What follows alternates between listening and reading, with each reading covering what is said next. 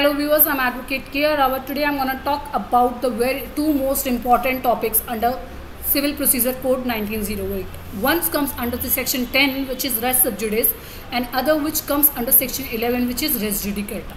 Now there are 7 important points on res sub judice in res sub judicata, which makes the difference between both of them. Now talking about the difference between res sub judice and res judicata. In the case of res sub judice, there must be two suits, one of which should be previously instituted. In case of res judicata, the motive is that there must be an end to litigation. Thus, there is a bar on trial has already been adjudicated. For example, a case has already been adjudicated in one court. The other court cannot make the trial of the same matter. So, this is what barred by the res judicata.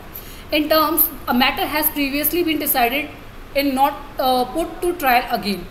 This serves the previous time of our already overburdened and resources-less court, or it saves the time of the court as well as the litigations. Now, talking about the second point, the doctrine of res sub judice is contained in section 10 of CPC, which provides when and how it can apply. The doctrine of res judicata is contained under section 11 of Code of Civil Procedure, including right and explanation that provided when it can be applied. Now talking about the third point, res sub judice prohibits proceeding of two parallel suit between the parties.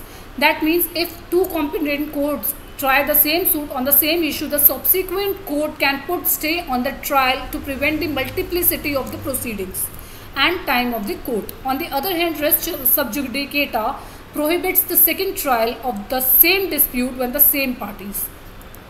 Now coming to the fourth point, in case of res sub judice, the previously instituted suit must be pending in the same court or any competent court having the jurisdiction. Now in case of res sub judicata, the previously instituted suit must be declined by the competent court and the issue has been raised subsequently. Now fifth point, in case of res sub judice, it applies only to suit, not including, it includes appeal as well. Now in the case of res sub judicata, it applies to suit and applications. Now, what are the similarities between this res sub judice and res sub judicata? In the case of res sub judice, the matter in issue is both the suits must be substantially the same. It means the issue in the subsequent suit must have been directly and substantially in question in the former suit, either actually or constructively. The same in the case of res judicata. Now, coming to the last point of the difference, in case of res sub judice, both the suit must be between the same parties or the representative of the party litigating under the same title. The same is in the case of res judicata. I hope you are clear with the section 10 res sub judice and section 11 res judicata under Civil Procedure Code 1908. If not, then do let me know in the comment sections.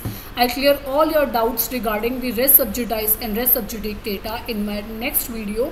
Till then, take care of yourself. I'll see you guys super soon in my next video with some other legal topics.